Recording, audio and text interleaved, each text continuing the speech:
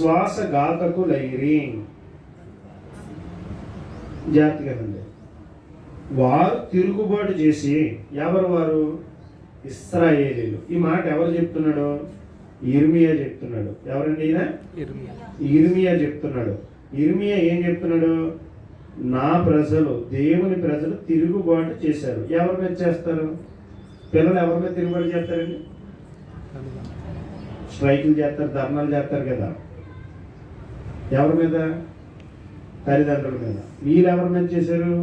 సర్వ సృష్టికి ఆధారభూతుడైనటువంటి యెహోవా మీద తిరుగుబాటు చేశారు కనుక ఏమంటున్నారు చూడండి, విశ్వాసఘాతకులైనాడట. తిరుగుబాటు చేయడమే కాదు, విశ్వాసం అంటే నమ్మకాన్ని కూడా కోల్పోయారు కనుక ఏమంటున్నాడు చూడండి, అరణ్యము నుండి వచ్చిన సింహము వారిని చంపును, అడవి తోడేలు వారిని నాశనము చేయును, చిరతపులి వారి పట్టణముల యొక్క పొంచి ఉండును, వాటిలో నుండి బయలుదేరు ప్రతి వాడు చేర్చబడును అనే విషయాన్ని మీకు చెప్తున్నాను. నేనేమి దీన్ని ఆపాదించాలనుకుంటలే. సందర్భం ఏంటంటే ప్రజెంట్ జరుగుతుంది కాబట్టి, ఇక్కడ పులి తిరుగుతుంది కాబట్టి చెప్తున్నాను. పులి వల్ల ప్రమాదమా కాదా? పులి సాధు జంతువా, క్రూర జంతువా? గమ్ముని కర్మగాలి ఏదో దేవుని వాహనం అనుకుని దండం పెట్టుకున్నాం అనుకో, నువ్వేమైపోతావు? ఆవాహనం అయిపోతావు, దానికి ఆహారం అయిపోతావు. అర్థమైందండి? అంతే కదా. ఇక్కడ ఏం చెప్తున్నాడంటే, నా ప్రజలు విశ్వాసఘాతకులు అయిపోయారు. ఎవరికి ద్రోహం చేస్తున్నారు తెలుసా? జీవము కలిగిన దేవునికే ద్రోహం చేస్తున్నారు. అర్థమైందా?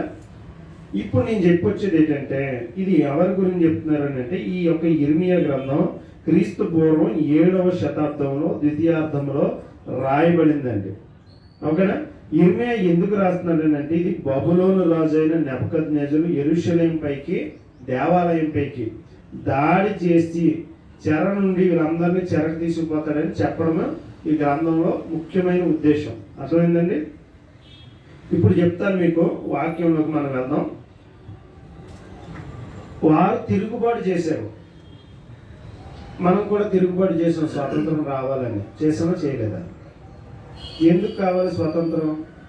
స్వాతంత్ర పోరాటం చేసినప్పుడు అందరూ పోరాడారా లేదా?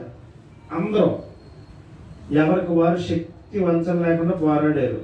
కానీ స్వతంత్రం వచ్చిన తర్వాత దాన్ని ఎవరు అనుభవిస్తున్నారు? పోరాడిన వాళ్ళు అందరూ అనుభవిస్తున్నారా? పెద్దలు మాత్రమే అనుభవిస్తున్నారా? దీన్నే నమ్మక ద్రోహం అంటారు. అర్థమైందండి? దీన్నే ఆ రోజు ముస్లిం అని లేదు,